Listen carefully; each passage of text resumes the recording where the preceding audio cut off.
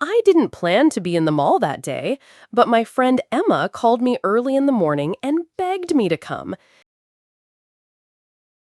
She had seen a dress she loved and wanted my opinion before buying it. I was tired from work, but I said yes because Emma never asked for help like this. So I got dressed quickly, took my bag, and caught the bus to Rosefield Mall. The weather was cloudy and the wind was cold, but I thought some shopping might cheer me up. When I entered the mall, I noticed something strange. It was very quiet, even though it was Saturday afternoon. Usually, the mall is full of people, kids running, and music playing from the stores. But this time, I didn't hear much, and people were walking slowly, looking around like they were nervous. I found Emma near the escalator, and she looked worried instead of excited. Before I could ask her what was wrong, a loud sound came from the second floor. It was a scream, high and sharp, the kind that made my heart jump. Emma grabbed my arm and pulled me behind a pillar.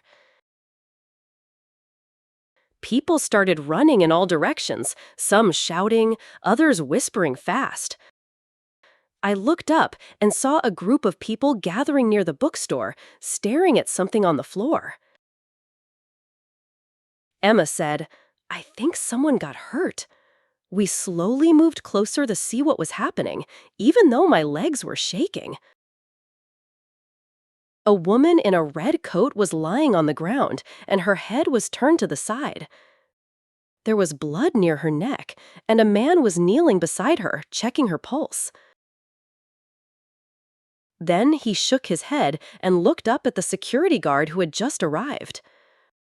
The guard shouted, "Nobody leave the mall! This is now a crime scene!"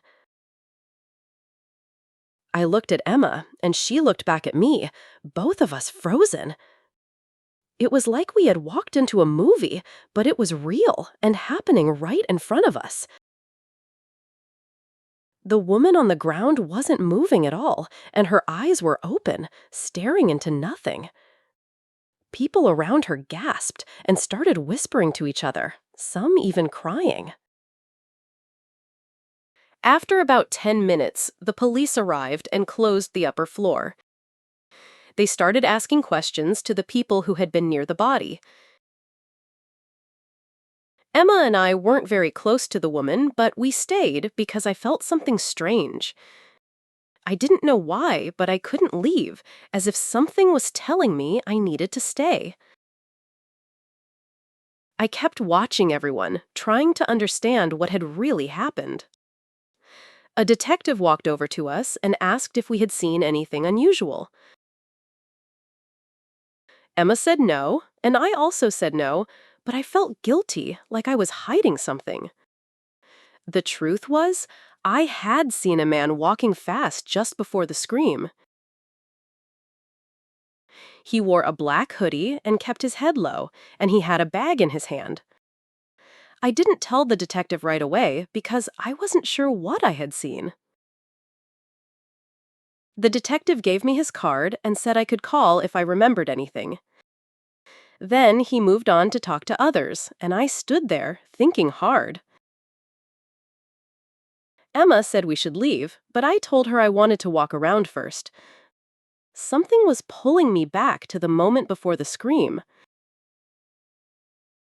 I tried to replay it in my head, and slowly, details started coming back. I remembered hearing footsteps behind me when I was with Emma near the escalator. I also remembered the sound of a zipper being opened, quick and rough. And then I saw it clearly in my mind. The man in the black hoodie dropped something. It looked like a piece of paper or maybe a photo, and he didn't stop to pick it up. That detail felt important, and I suddenly knew I had to find it. I walked carefully to the place near the escalator and looked at the floor. After a few minutes, I saw something under a bench, partly hidden. I bent down and pulled it out. It was a small photo, maybe from a passport. The photo showed the woman who had been killed standing beside a man in a suit. I held the photo tightly and felt my heart beating fast because I knew this was a clue. I stood there with the photo in my hand, trying to decide what to do next. The detective had told me to call if I remembered anything, and now I had something real. But a part of me wanted to figure it out first, before giving the clue away. I slipped the photo into my jacket pocket and walked back to Emma, who was waiting near the cafe. She looked nervous and asked what I was doing, so I told her I had found something important. Emma wanted me to give it to the police right away, but I shook my head. "I think this woman knew the man in the photo," I whispered, looking around. "If we show it now, they might take it and not tell us anything." Emma didn't like the idea, but she agreed to help me look around a little more. We sat at a small table by the window, and I carefully looked at the photo again. The man in the photo looked serious, and something about his face seemed familiar. He wore a dark suit and tie, and he had a small scar near his left eyebrow. I tried to think where I had seen that face before, and suddenly it hit me. He looked like one of the men I saw near the bookstore just after the scream. I remembered because he had stared at the body and then quickly turned away. I told Emma about the man, and she said we should try to find him. We got up and slowly walked around the second floor, pretending to shop. I kept my eyes open, searching for the scar on someone's face. There were many people still talking in small groups, but nobody looked like him. Just when I was about to give up, I saw him near the elevator, talking on his phone. I stopped walking and pointed him out to Emma, and she froze beside me. He was looking around while speaking quickly, and then he stepped into the elevator. We ran to the stairs and hurried down, trying to catch him on the first floor. When we reached the bottom, we saw him turning left, going toward the parking area. I told Emma to stay back while I followed him from a safe distance. The parking lot was dark and cold, and only a few cars were still parked. The man walked quickly, looking behind him once, then unlocking a black car. I stayed behind a pillar and watched as he opened the trunk and put something inside. Then he got into the driver's seat and sat there for a few minutes without moving. I didn't know what he was waiting for, but I didn't want to lose him. I took out my phone and snapped a photo of his car and license plate.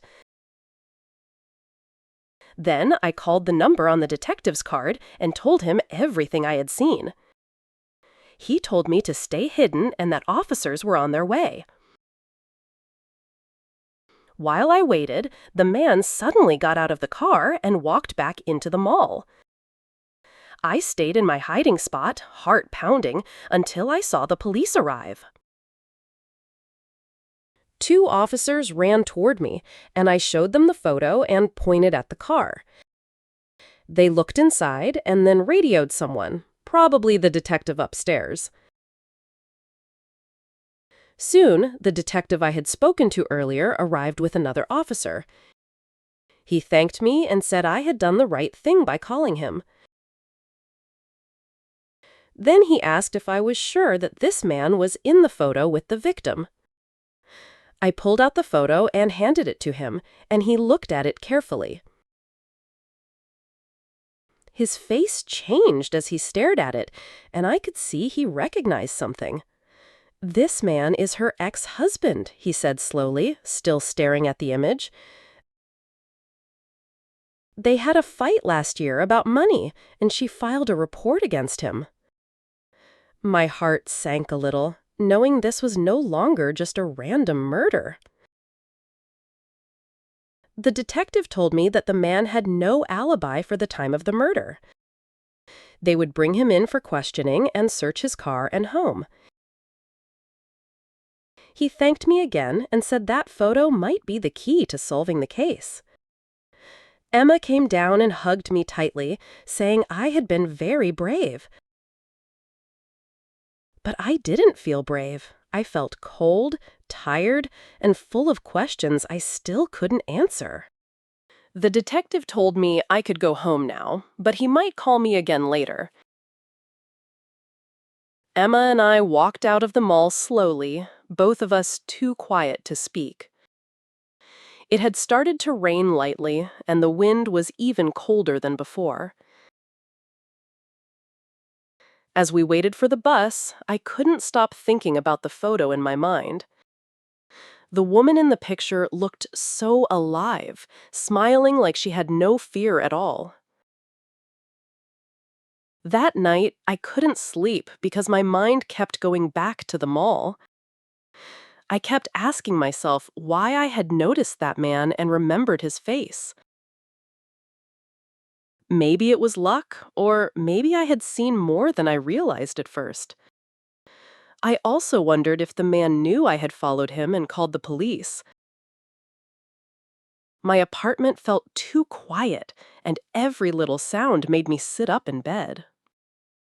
In the morning, I got a call from the detective, just like he said he might.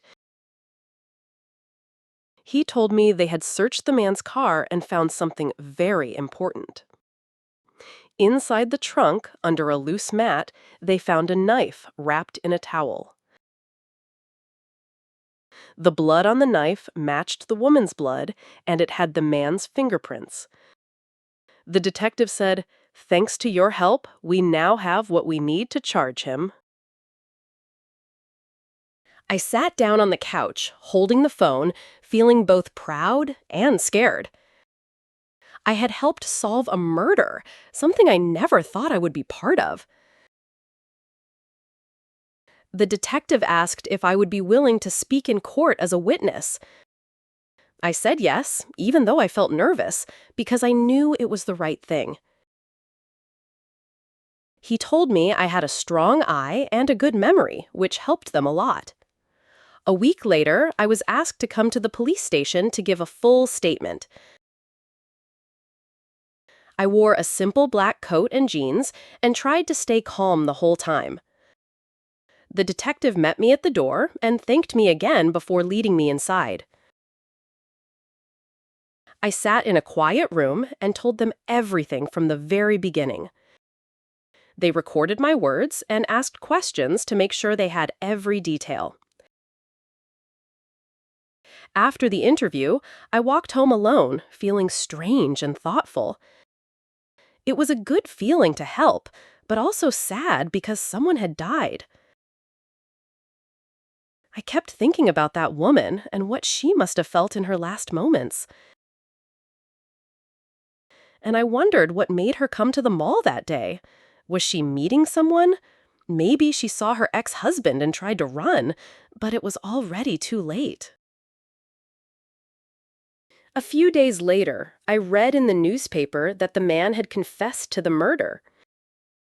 The article said he was angry about the divorce and blamed her for his problems. He followed her to the mall, waited until she was alone, and then attacked. The photo I found was from a trip they took 5 years ago, before things went bad. He had kept it in his bag, maybe to remind himself of what he had lost. Emma came over with flowers and some chocolate, saying I deserved something sweet. She said, "You're a hero now," but I didn't feel like a hero at all. I just felt lucky I noticed something small that turned out to be very big. We sat on the couch and talked about life and how fast things can change. She said from now on, she would never go to the mall without me again. The mall reopened fully 2 weeks later, and everything looked normal again. But when I walked in, I couldn't stop remembering that day and the red coat. People smiled, shops were open, and music played, but it all felt a little fake. I passed the bookstore and stood for a moment where the woman had fallen.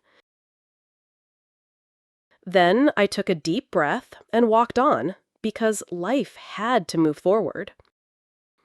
Sometimes I still dream about that day, and I wake up with a racing heart.